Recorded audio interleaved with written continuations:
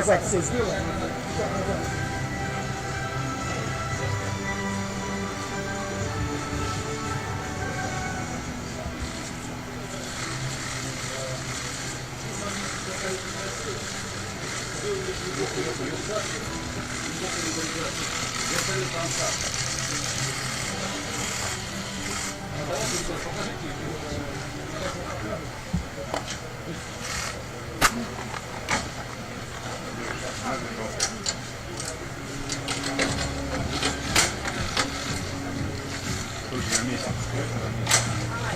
На месте стоит.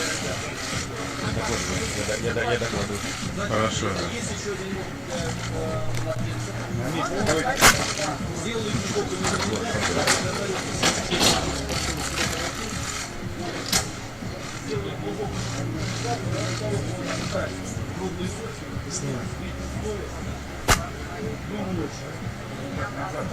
Это наше российское производство вместе с остальным Россией. Модернизация таких концертов, которые мы сейчас представляем по программе «Экспортация». Следующий шаг.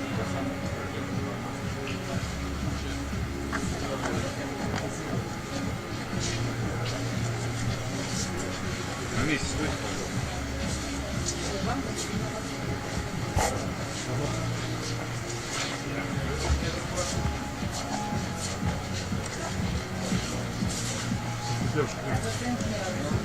Не раньше спокойно наставить еще. Все. Завали. Да.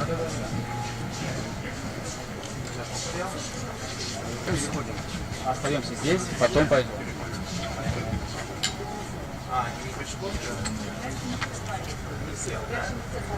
Какой C2 войдете? Вы какой C2 войдете? Подождите секунду, президент уедет. Ваш генеральный здесь? Девушка. Вы сейчас садитесь в павильоне его. Вы сейчас в павильоне потом останетесь.